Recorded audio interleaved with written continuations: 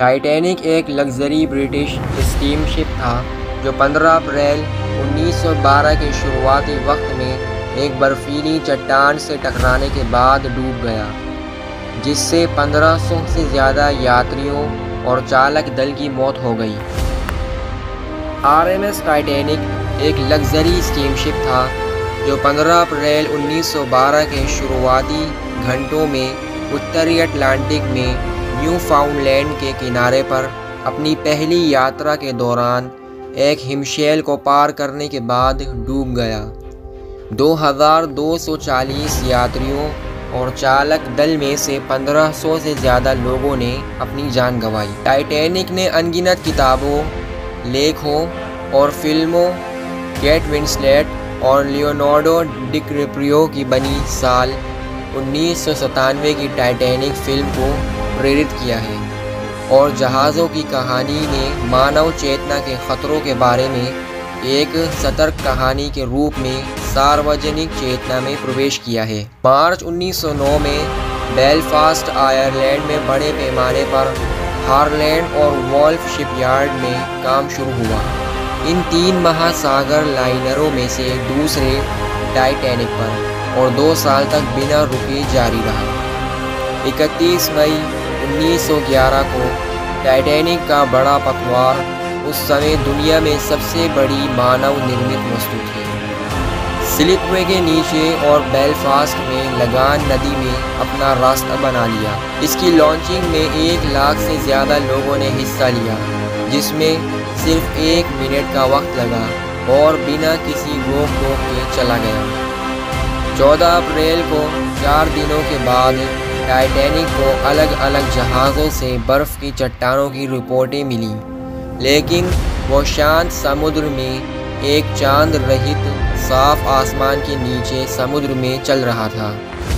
लगभग 11:30 बजे एक लुकआउट ने एक चट्टान को थोड़ी धुंध से बाहर निकलते हुए देखा, फिर ख़तरे की घंटी बजाई और क्रू मेंबर्स को फ़ोन किया।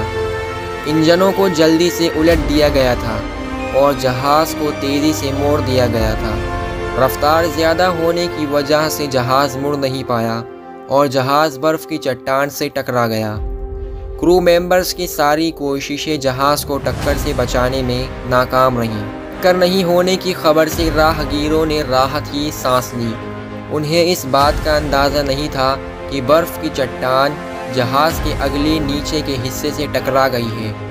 टक्कर होते ही जहाज़ को ज़बरदस्त झटका लगा और जहाज़ को वहीं रोक दिया गया। जब तक कप्तान ने हारलैंड और वॉल्फ के थॉमस एंड्रयूज़ के साथ ख़राब हिस्से का दौरा किया, तब तक 5 कंपार्टमेंट पहले से ही समुद्री पानी से भर गए थे और बर्बाद जहाज़ ख़तरनाक रूप से नीचे की ओर खड़ा था, जिससे समुद्री पानी एक ब्लैकहेड से पड़ोसी डिब्बे में डाला जा सकता था।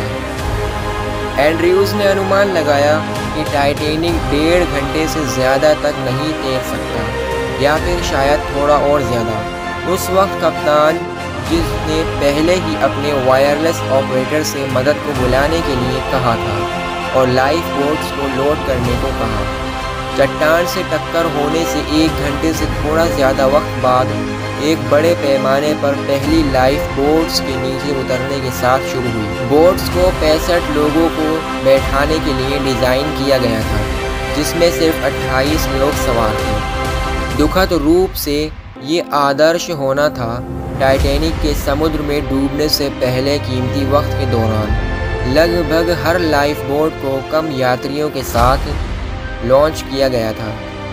लाइफ बोट्स में पहले औरतें और बच्चे नावों पर चढ़े। जब आसपास कोई औरतें या बच्चे नहीं थे, तभी आदमियों को सवार होने को कहा गया था। एंड्रयूज़ की डिज़ाइनिंग के मुताबिक टाइटैनिक करीब 3 घंटे तक तैरता रहा। उस वक्त में लोगों ने अपनी आंखों के सामने मौत और लोगों को मरते हुए देखा। आखिर में टाइटैनिक के डूबने से 706 लोग बच गए।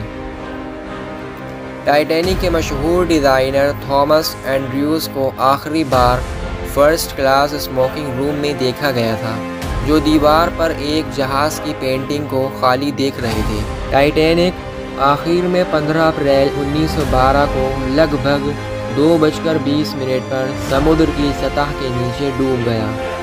आधी रात को टाइटैनिक की संकट कॉल हासिल करने और पूरी रफ्तार से भाप लेने के बाद सुबह तक उनमें से सिर्फ 705 लोग जिंदा बचे थे, जबकि ये हमेशा माना जाता रहा है कि जहाज़ उस गश की वजह से डूब गया, जिससे ब्लैकहेड डिब्बों में बाढ़ आ गई और कई अलग अलग सबूत सालों तक उभरते रहे, जिसमें ये भी शामिल है कि जहाज़ की स्टील प्लेटें लगभग जमने वाले अटलांटिक पानी के लिए बहुत कमज़ोर थी, कि दबाव की वजह से रिवेट्स फट गए और एक्सपेंशन जॉइंट नाकाम हो गए। टाइटैनिक के डिज़ाइनर्स का मानना था कि उन्होंने एक ना डूबने वाला जहाज़ बनाया था, जिसे प्रकृति के नियमों से पराजित नहीं किया जा सकता था। यही हद से ज़्यादा भरोसा बताता है कि टाइटैनिक के डूबने से लोगों पर एक बड़ा असर पड़ा था।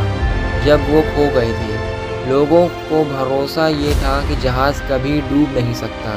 समाचार पत्रों ने शुरू में बताया कि जहाज़ एक बर्फीली चट्टान से टकरा गया था, लेकिन बचा रहा और बोट पर सभी के साथ बंदरगाह पर ले जाया जा रहा था। सटीक खातों को व्यापक रूप से उपलब्ध होने में कई घंटे लग गए और तब भी लोगों को ये मानने में परेशानी हुई कि आधुनिक तकनीक का ये प्रतिमान 1500 से अधिक आत्माओं को अपने साथ लेकर अपनी पहली यात्रा पर जा सकता है। जहाज़ के इतिहासकार जॉन मैक्सटॉन ग्राहम ने टाइटैनिक की कहानी की तुलना 1946 के चैलेंजर स्पेस शटल एक्सीडेंट से की है। दोस्तों, इसी में की नॉलेजेबल वीडियोस देखने के लिए हमारे चैनल फैक्ट नॉलेज वर्ल्ड को सब्सक्राइब करें और वीडियो पसंद आए हो तो वीडियो को लाइक और शेयर ज़रूर करते हैं। मिलते हैं एक और न्यू वीडियो में, तब तक के लिए बाय।